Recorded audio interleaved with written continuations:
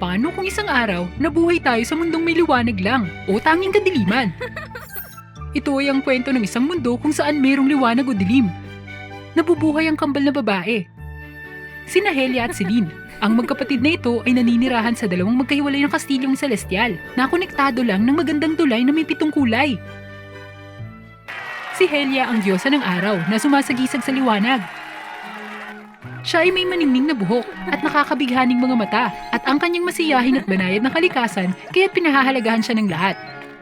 Sa kabilang banda, ang kanyang nakatatandang kapatid na si Celine ay ang diyosa ng gabi na kumakatawan sa kadiliman. Ang kanyang buhok ay kumikinang ng mga bituin at ang kanyang makapangyarihan at nagyayelong mga mata ay nagpapakita ng otoridad. Mas mahinhin at mas malamig ang kilos ni Celine kumpara sa nakababatang kapatid. Upang mapanatili ang pagkakaisa ng kalawakan, kinailangan ni Helia at Celine na bumisita sa tahanan ng isa't isa araw-araw upang matupad ang kanilang marangal na misyon. Si Helia, ang diyosa ng liwanag, ay maglalakbay sa kastilyo ni Celine para ibalita ang pagdating ng bagong araw na tumutulong sa naninirahan sa kaharian ng kadiliman sa pagsisimula ng kanilang gawain. Samantala, bibisitahin ni Celine ang kaharian ng liwanag ng kanyang kapatid.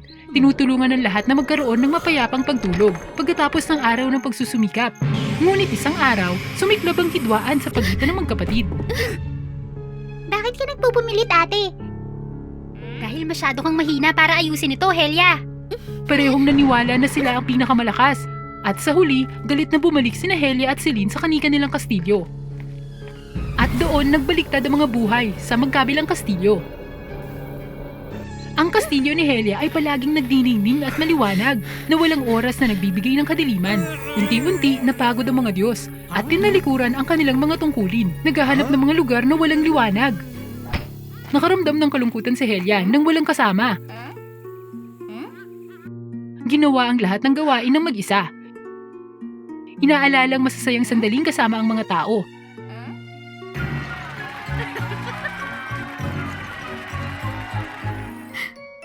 Nakakatakot ba liwanag ko? Huh? Nararapat sa'yo yan.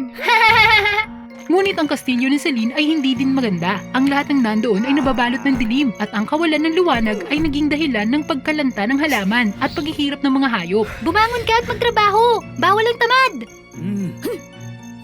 Habang lumiliit ang supply ng pagkain, ang mga naninirahan ay nahaharap sa gutom, uhaw at pati sakit.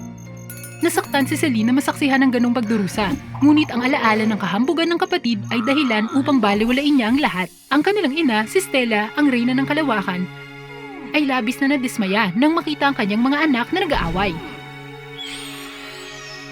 Ihatid ang dalawang liham na ito kina Helia at Celine. Tulungan mo kami. Ngunit sa daan patungo sa tirahan ng mga prinsesa, ang mga ibong mensahero ay nakuha ni Draven, ang sagisag ng kadiliman. Habang naglalakad sa hardin ng mga bulaklak isang araw, nakakita si Helia ng isang misteryosong bagay. Ito ang sulat ni Ina. Gusto niya akong makita sa kastilyo ni Celine. Ganun ba? Kung gayon, kailangan kong makita ang nakakainis na Celine na yun. Sige, hayaan mo na. Kasabay nito, habang ginagawa ang kanyang mahikang dilim, isang sulat ang lumipad kung saan nagsasanay si Celine. Gusto ni Ina na pumunta ako sa kastilyo ni Helia at makita siya?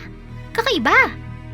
Bilang pagsunod sa hiling ng kanilang ina, nagtungo sina Helia at Celine sa mga kastilyo ng isa't isa. Hiniling ba ni Ina na pumunta ka rin sa aking kastilyo? Siguro, gusto niyang magkita kaming dalawa? Pagdating ni Helia sa kastilyo ng gabi, nagising ang mga tao.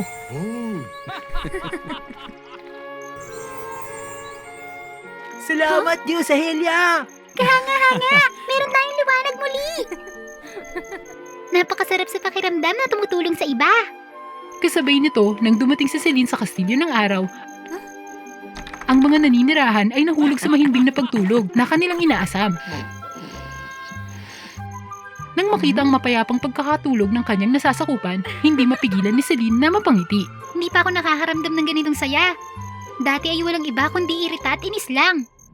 Ngunit hindi pa nalalampasan ni Helia at Celine ang lahat ng kanilang puot para humingi ng tawad sa isa't isa. Nasaan si Ina? Kailangan kong magpakita agad kay Ina. Sa kanilang kalituhan, naramdaman ni Helia at Celine na humihina ang kanilang lakas. Tiyak, may nakakaalam na ang kapangyarihan namin ay mababawasan kapag umalis kami sa aming mga palasyo. Dapat kaming magmandali pabalik sa aming mga kastilyo. Tanging ang kanilang ina na si Stella ang may hawak ng sekreto ng kapangyarihang yun. Dati bago ang away, laging nag-uusap maigi ang magkapatid. Sa tuwing bumibisita sila sa kastilyo ng isa't isa para maiwasan ang anumang sakuna. Pero kahit papano, nalaman ni Draven ang sekretong ito.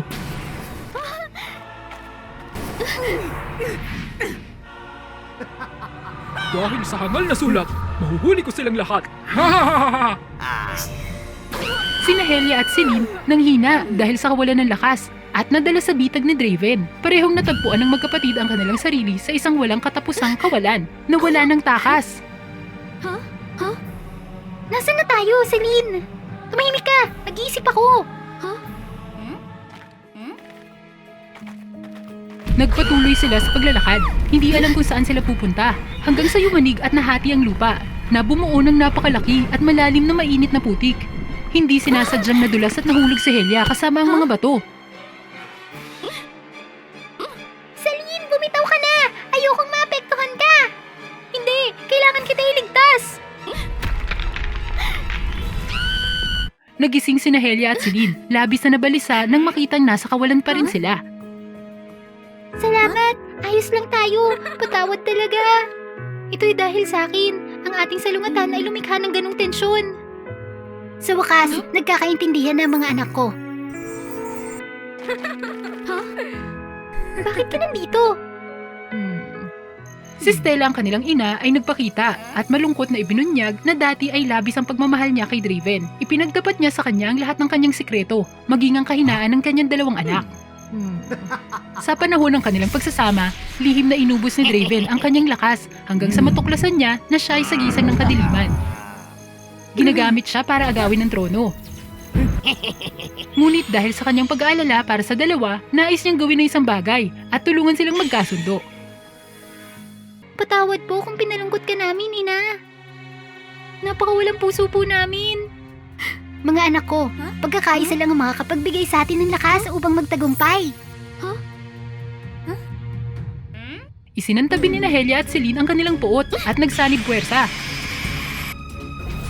Ang liwanag at dilim ay makokontrol ko! Ha?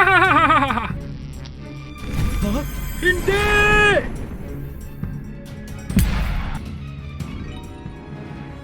Ang dalawang kaharian ay nagalak nang tuluyang napawi ang kanilang mga takot.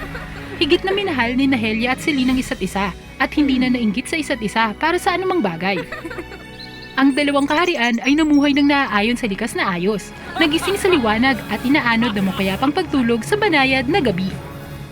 Dito nagtatapos ang kwento. Pakiusap, mag-subscribe sa Wa Fairy Tales para sa mas magagandang mga kwento.